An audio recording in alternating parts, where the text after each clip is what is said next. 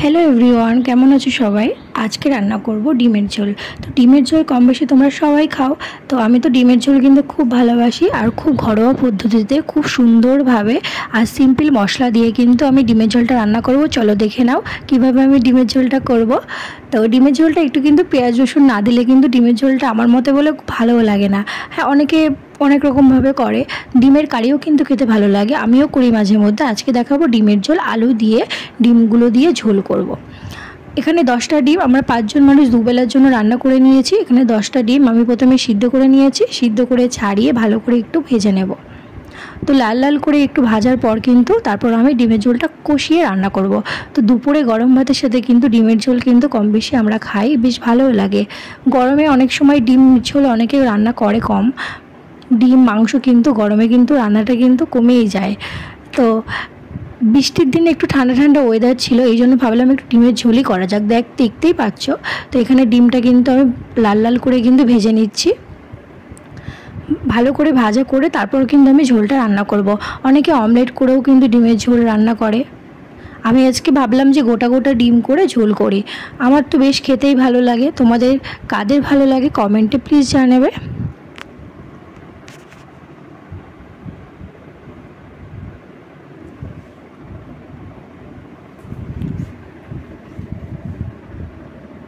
তো ডিমগুলো আমি এপিট ওপিট করে ভালো করে ভাজা করে নিচ্ছি। ডিমগুলো প্রথমে আমি সিদ্ধ করে নিয়েছিলাম গরম জলে। তো আসলে গরম জলটা ফুটিয়ে নিয়েছিলাম, আর তার খানিকক্ষণ না ফুটে গেলে না আমি ওভেনটা অফ করে দিয়েছিলাম। হ্যাঁ, তারপর একটু চাপা দিয়ে রেখেছিলাম, বেশ সুন্দর ডিমটা ছাড়িয়ে গেছে। দেখো ডিমের কোনো একদম খোসাটা যে ছাড়িয়েছি, কোনো ভাঙেনি, ডিমটা কি সুন্দর গোটা গোটা আছে বেশ। তারপরে আমি না তেলের মধ্যে তেজপাতা জিরে ফোড়ন দিয়ে দিয়েছি। আর এখানে মিক্সিতে করে নিয়েছিলাম আমি আদা রসুন পেস্ট, পেঁয়াজ জিরে একসাথে সব পেস্ট করে নিয়েছি। পেঁয়াজ কুচি ভাবলাম যে আগে দেবো, তো আমি দিইনি, ওর ভিতরে আমি একসাথে করে দিয়েছি।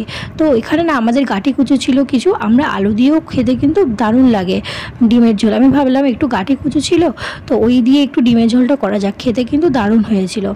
আর গাঁটি কচু আমরা সাধারণত মাছ দিয়েও খাই, তো ভাবলাম যে ওগুলো রয়েছে, এগুলো দিয়ে ডিমের ঝোলটা যেহেতু পেঁয়াজ রসুন দিয়ে করছি ভালো লাগবে খেতে, কিন্তু খারাপ লাগবে না।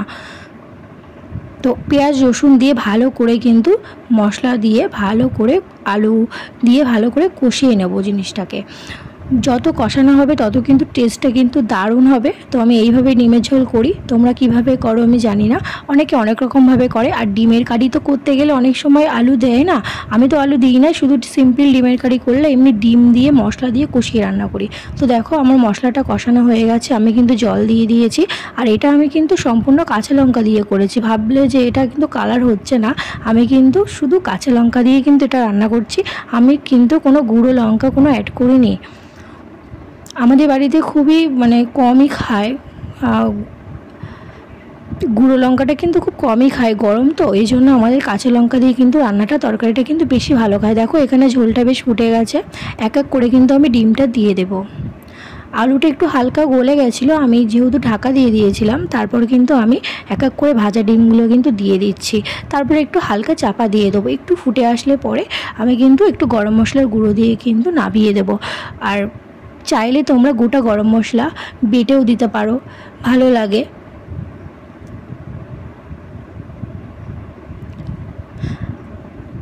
ঝোলটা কিন্তু একটু ফুটবে।